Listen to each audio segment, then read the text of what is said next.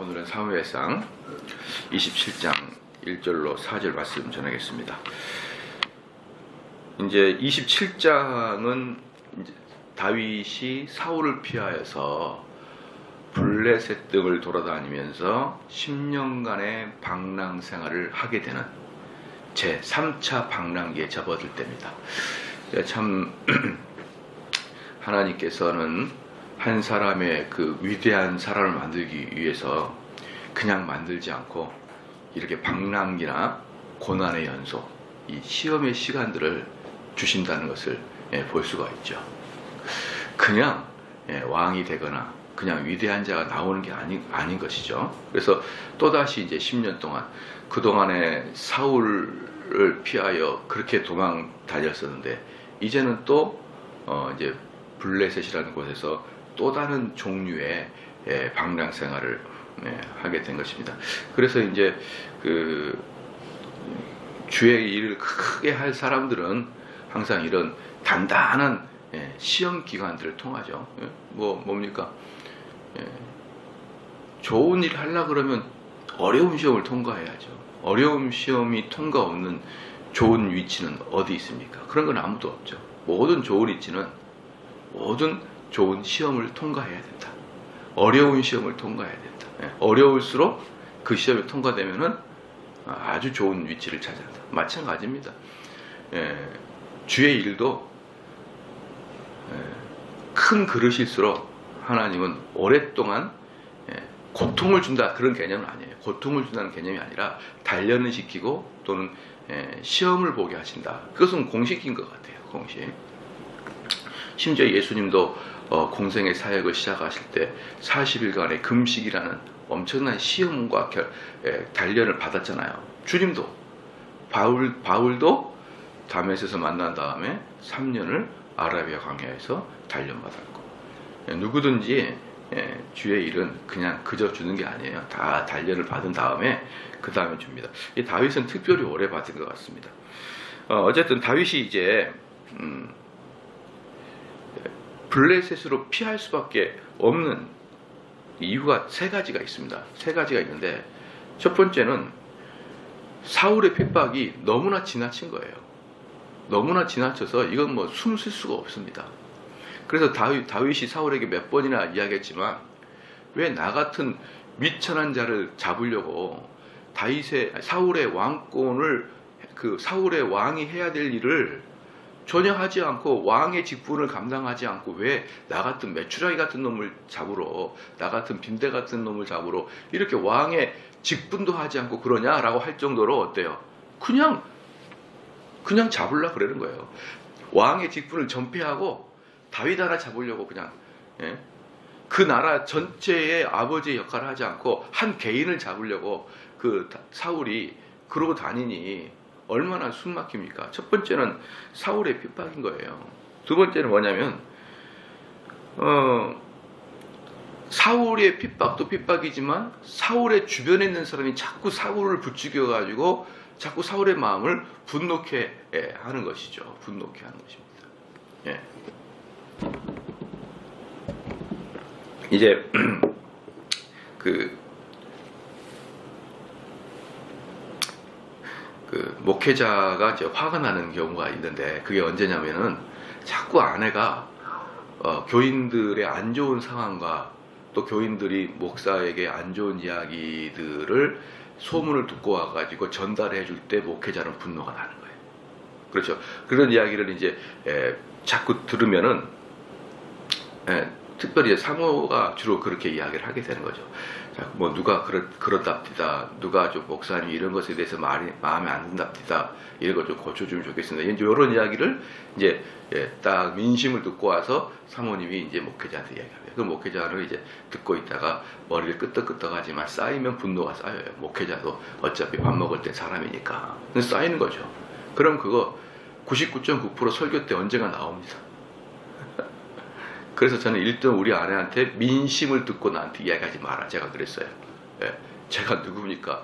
간접 목회 50년 우리 아버지 뒤에서 다 봤잖아요.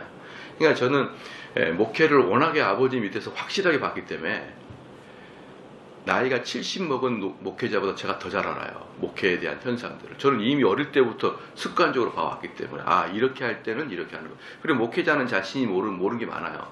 목회자의 자녀가 목회자의 뒤에서 이런 게 보는 게 또 다른 게 있습니다. 그래서 목회자도 모르는 게 목회자 아들의 마음이에요. 자기가 당대의 목회자들은 목회자의 아들의 마음을 몰라요. 당연히 그러지 않습니까? 이 목회자의 아들은 목회자의 아들 마음도 알고 목회자의 마음도 알고 얼마나 좋아요. 그러니까 일대 목회자가 만약에 70대다라고 해도 제가 목회를 더 모른다고 말하지 않습니다. 얼마든지 저는 나이 드신 목회자에게도 조언과 충고를 할 수가 있어요.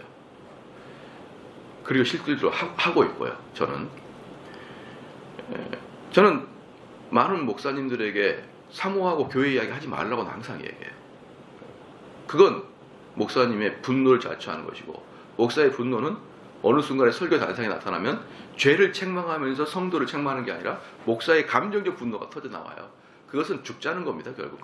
그렇게 해가지고는 교회가 부흥할 수도 없고 교회가 기뻐하지도 않습니다. 이번에도 제가 가만히 보면은 우리 교인들은 전반적으로 기뻐해요. 즐거워합니다. 이번 여행 갈 때도 보면 즐거워요. 왜? 제가 승기를 별로 안 내고, 저는 개인적 감정의 승기를 거의 잘 안 내요. 저는. 그게 왜냐면 우리 아버님 뒤에서 목회를 쭉 보면서 배웠던 것 중에 하나가, 우리 아버님도 감정적 툭 튀어나올 때가 있거든요. 그러면 한 달이고 두 달 교회 분위기가 엉망이 됩니다. 엉망이 돼요. 설교도 안 잘해서 그래 버리면. 아버님은 잘 그걸 몰랐을 거예요. 근데 제가 다 알거든요. 딱 보고 저것은 감정적이었다는 거 다 알기 때문에. 그래서 제가 그것을 지금 쭉 보고 많은 목사님들의 것들을 보면서 제가 그걸 왜 합니까? 다 아는데. 그렇죠. 교회 분위기 엉망이 되는데. 그래서 주변에서 이렇게 격노케 하는 사람들이요, 있으면 안 됩니다. 있으면 안 되는 것이고요.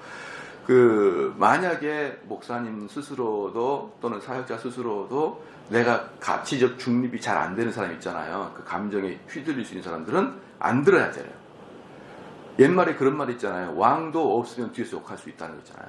얼마든지 목사를 욕할 수 있죠. 그러나 안 들어버리면 되는 거예요. 안 들어버. 우리 아내가 그럽니다. 나 여보 그냥 집이 너무 지저분한데 이 지저분하면 나 잠도 잘 안 오고 좀 청소하고 자자. 그럼 제가 항상 불 꺼버리면 안 보여 이렇게 얘기하거든요. 꺼버리면 안 보이는데 꼭 뜨고 보는 거예요 이게. 그럼 마음이 불안하잖아요. 딱 끄면 마음이 평안하지 이러면서 잘하지 이렇게 이야기하는데, 자꾸 이렇게 듣다 보면은 많은 사람이 정보를 주다 보면은 목사는 화가 나는 것이고 아예 안 들어버리는 게 훨씬 편합니다. 그런데 이 사울의 옆에는 항상 사울을 격동시키는 아첨꾼들이 있었던 거예요. 아첨꾼들이 항상 있으니까 여러분 평강을 유지할 수 없고 중립을 지킬 수가 없습니다. 첫 번째, 사울 자체가 지나치게 다윗을 공격하고, 두 번째, 사울 옆에는 이 아첨꾼들이 다윗을 사울의 마음을 격동시켜서 다윗을 해하려고 하는 항상 있었고, 또 세 번째 결정적인 뭐냐면 그 좁은 이스라엘에 어디를 가든지 밀고자가 있어요. 왜 어딜 가든지 밀고자가 있냐면 봐보십시오. 여기 2절에 일어나 함께 있는 600인으로 더불어 600명, 군사가 600명입니다. 다윗을 따라다니는 군사가 600명이에요. 그럼 그 군사에 부인도 있을 것이고 자녀도 있을 것이고 어림잡아 2,000명이 다윗을 따라다녀요. 2,000명이 다윗을 따라다니면 어디에서 숨겠습니까? 그 이스라엘의 그 책방한 땅에서 전부 다 민둥산이고 바위밖에 없는데 한 명만 걸어가도 다 보입니다. 근데 2,000명이 걸어다니는데 어찌 안 보입니까? 이 세 가지가 다윗을 이스라엘에서 살 수 없게 하는 거예요. 사울의 지나친 핍박, 두 번째 사울 옆에 있는 간신배들, 세 번째 수많은 사람들을 거느린 것들 때문에 다윗은 운신할 틈이 없었습니다. 그렇기 때문에 이제 다윗이 지칠 대로 지친 거예요. 다윗은 이스라엘을 사랑했고 이스라엘을 절대 떠나고 싶지 않았지만 결정적으로 밀려서 이스라엘 밖을 떠나게 되는 것이에요. 27장 1절에 다윗이 그 마음에 생각하기를 내가 후일에는 사울의 손에 망하리니 블레셋 사람의 땅으로 피하여 들어가는 것이 상책이로다. 사울이 이스라엘 온 경내에서 나를 수색하다가 절망하리니 내가 그 손에서 벗어나리라 하고, 이제 사울의 손에서 지쳤다는 것이 너무나 오랫동안 너무 고통을 당해서 이제 나는 좀 도망가야겠다라는 것이죠. 이 지금 사울을 피하여 이스라엘 온 천지를 도망 다닌 기간만 10년이었습니다. 여러분. 기간만 10년 내내. 그런데 가면 갈수록 밀고자가 더 나오게 된 겁니다. 그런데 왜 다윗은 모압 땅으로, 사실은 다윗은 모압 땅이 더 친근감이 있는데 왜 모압 땅으로 안 가고 블레셋으로 가느냐? 블레셋이 가장 강대국이었던 게, 모압 땅으로 가게 되면 혹시라도 또 사울이 쳐들어오거나, 아니면 사울이 모압보다 강하니까 모압 왕에게 다윗 불러내. 예. 만약에 우리나라의 중국 정치인이 우리나라에 망명을 했다. 중국 정치인 망명했으면 중국 시진핑이가 데려와, 그러면은 못 데려오겠는데요. 그럼 뭐 삼성 나가, 이렇게 되면은 줄 수밖에 없는 순간이 오잖아요. 그러니까 중국 사람이 망명하려면 대한민국이 아니라 어디로 가야 됩니까? 미국으로 가야죠. 미국한테 그 시진핑이 이러네, 그러면 미국 영어로 웃기고 있네 이렇게 해가지고 다 저리 가 이렇게 해버리면 시진핑이는 그냥 끝나는 거 아닌가. 그러니까 당연히 뭡니까? 강대국으로 가야죠. 강대국으로. 그래서 최강대국 블레셋으로 간 거예요. 최강대국 블레셋으로 갔는데, 여기 보면은 또 보십시오. 2절에 일어나 함께 있는 600인을 더불어 가드 왕 마옥의 아들 아기스에게로 건다. 이 아기스가 누구냐 그러면요, 앞에서 그 다윗이 한 번 블레셋에서 또 도망간 적이 있었어요. 도망갔다가 그게 바로 블레셋 왕 가드였어요. 가드 왕이었어. 가드 왕. 거기 갔는데, 거기서 다윗이 어떻게 했냐면은 미친 척하고 침을 질질 흘리면서 미친 척 한 때 여러분 기억나시죠? 다윗이 도망가서 가드 왕, 블레셋 가드 왕에게 미친 척 했던 그 기억나시죠? 거기가 바로 가드 왕이에요. 아기스예요. 아기스. 근데 거기로 다시 간 겁니다. 왜 거기로 다시 갔냐 그러면요, 이 블레셋은 5개의 도시가 연합하여서 유나이티드였어요. 연합되어 있습니다. 5개의 도시가 유나이티드한 그런 마을이었었는데요. 그게 하나의 블레셋이 됐어요. 그리고 블레셋은 한 명의 왕이 아니라 5의 소국들이 뭉쳐가지고 왕이 됐는데, 그 중에 가장 강력한 동네가 가드였습니다. 가드였고, 그 가드의 왕이 블레셋 5 전체를 통솔하는 왕이었어요. 그렇기 때문에 어차피 블레셋으로 가려고 그러면 누구한테 가야 됩니까? 2인자한테 갔다가 큰일 납니다, 여러분. 왜? 2인자들은 항상 1인자가 견제하거든요.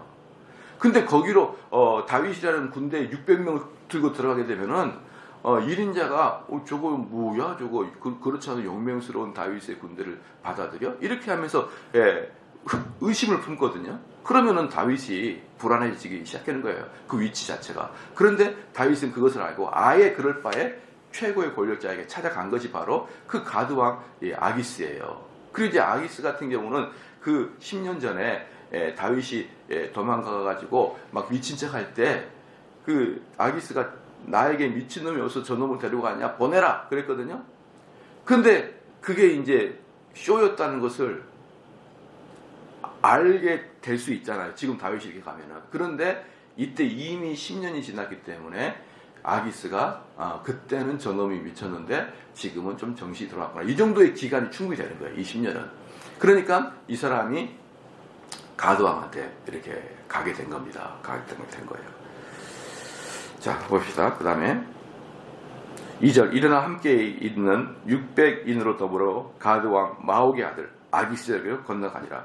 다윗이 다윗과 그의 사람들이 각기 가족들을 거느리고, 여기서 각기 가족들이잖아요. 아까 2절에 600인인데 그 다음에 다윗과 그 사람들이 각기 가족을 거느리고 이렇게 말하기 때문에 여기는 최소한 2,000명 정도의 사람이다. 가디에서 아기스와 동거하였는데 다윗이 그 두 아내 이스라엘 여자 아히노밤과 나발의 아내 되었던 갈멜 여자 아비가일과 함께 하였더니, 여기서 그러면 아기스는 왜 다윗을 받아들였느냐? 다윗을 받아들였느냐? 두 가지 이유 때문에 했습니다. 두 가지 이유 때문에 했는데, 첫 번째는 뭐냐면요, 이미 그 근동에 사울이 다윗을 죽인다는 소문이 자자했어요. 자자했습니다.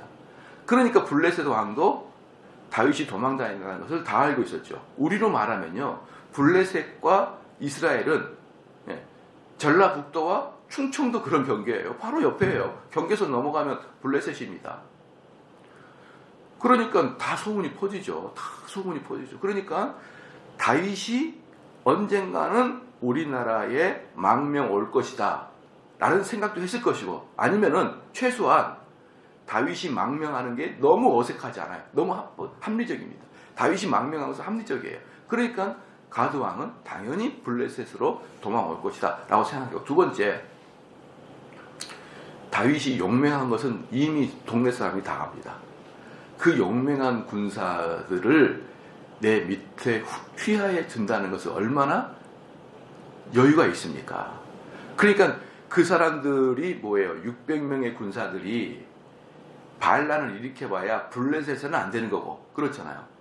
그러나 어느 전쟁에 파송을 해도 쉽게 지지 않을 다윗의 군대 600명을 블레셋 왕이 차지한다는 것은 상당히 자기 군대, 가드 왕의 군대하고 싸우기에는 비교가 안 되고, 그렇잖아요. 다른, 그런데 모압이나 이스라엘이나 다른 지역들을 견제할 때는 그 600명의 군사들은 상당히 요긴하게 쓸 정도의 세력들이고, 그러니까 웰컴 하는 겁니다. 빨리 와, 빨리 와. 그렇게 해서 딱 들어간 것입니다. 그리고 또 재밌는 게 뭐냐면, 큰 그림으로 봤을 때요. 큰 그림으로 봤을 때 뭐냐면, 이제 블레셋이 이스라엘을 칠 거예요. 이스라엘 치게 되면 어떤 일이 발생하느냐? 다윗이 만약에 블레셋에 가 있지 않으면요, 분명히 이스라엘을 블레셋에 침입에 들어오면은 사울이 이겨낼 수가 없습니다. 왜냐하면 사울은 온통 정신이 다윗 하나 죽이려고 완전히 공적인 사람이 사적인 일로 돌아다니는 거예요. 만약에 우리나라 대통령이 우리나라 공적인 일을 보지 않고 그냥 막 자기 아들 어디 취업시키는데 막 쫓아다니면서 내 아들 취업을 시켜주세요, 내 딸 뭐 사업 좀 잘 되길, 왕이 그러고 돌아다녀봐요. 사적인 일을 한다고. 그건요 완전히 탄핵감입니다, 여러분. 탄핵감이에요. 대통령은 대통령의 공적인 일을 안 하고 대통령의 자리를 이용해서 사적인 일을 취득하려고 그러면 그것은 탄핵감이에요, 그건. 그런데 이 사울은 10년 내내 왕의 일을 안 하고 사적으로 다윗을 죽이려 쫓아다녔던 건, 그러니 무슨 국가가 운영이 됩니까? 무슨 국가가 이게 제대로 됩니까? 그러니까 블레셋이 쳐들어오면 100점100패예요. 100점100패입니다. 그럴 때 사울은 어때요? 다윗을 찾아가가지고 내 아들아 나에게 돌아오너라.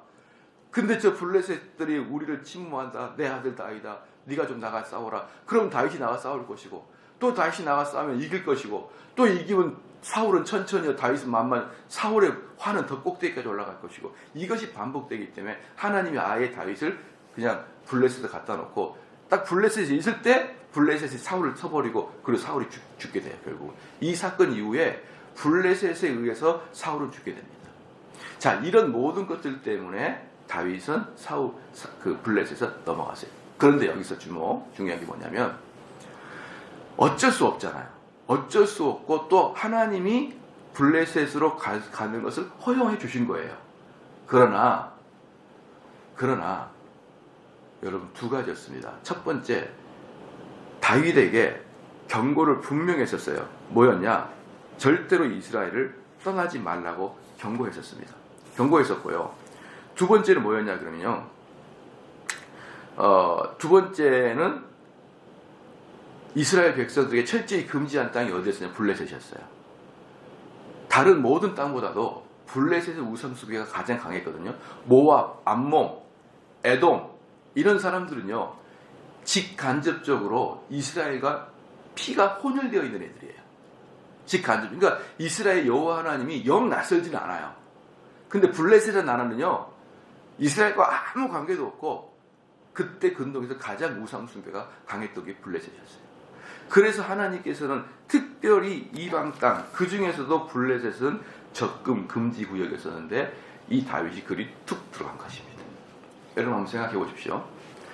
다윗이 10년 동안 그런 고난을 당하다가 밀려 딱 들어갔는데, 거기가 하나님이 금지한 땅이야.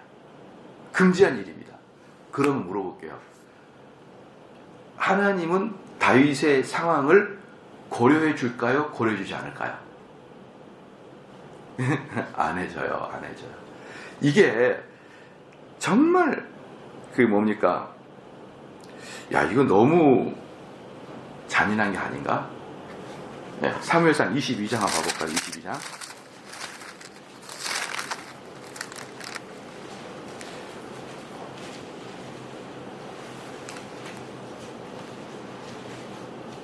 (22장) 보면요,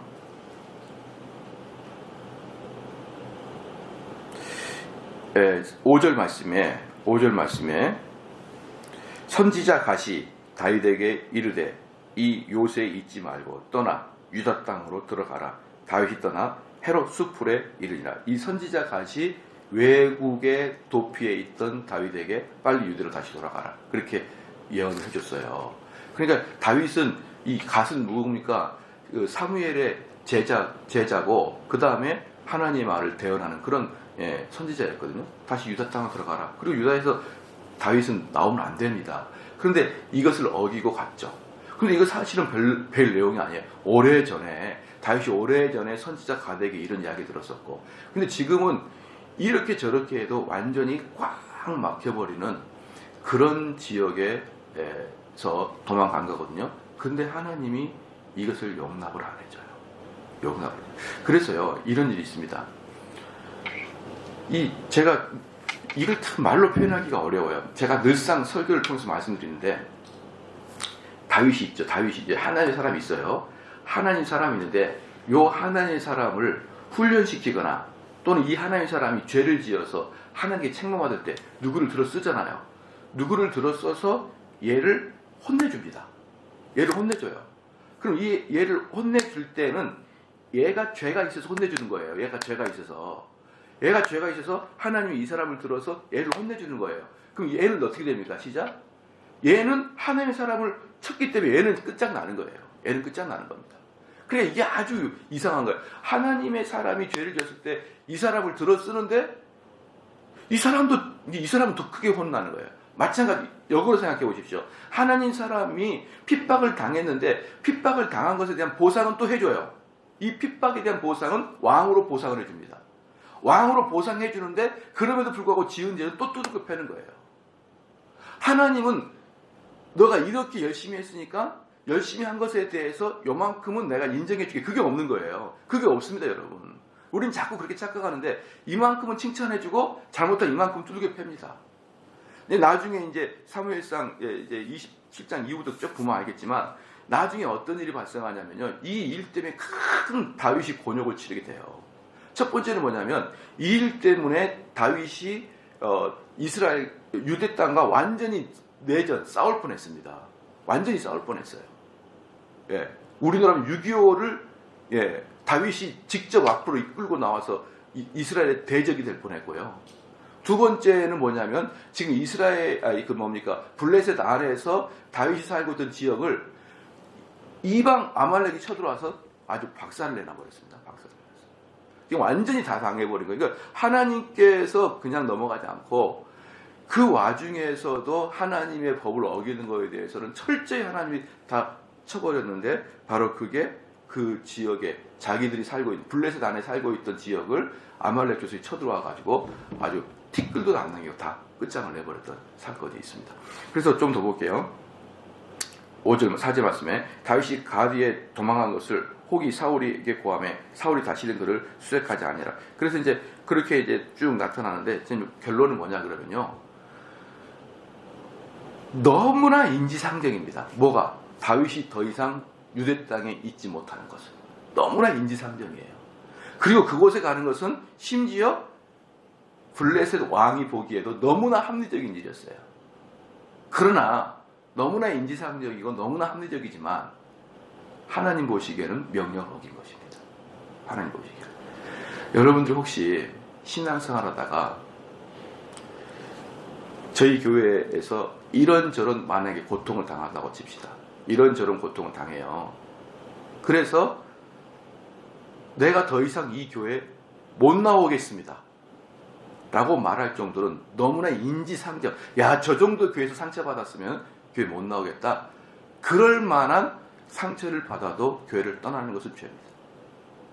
여러분 잘 기억하십시오.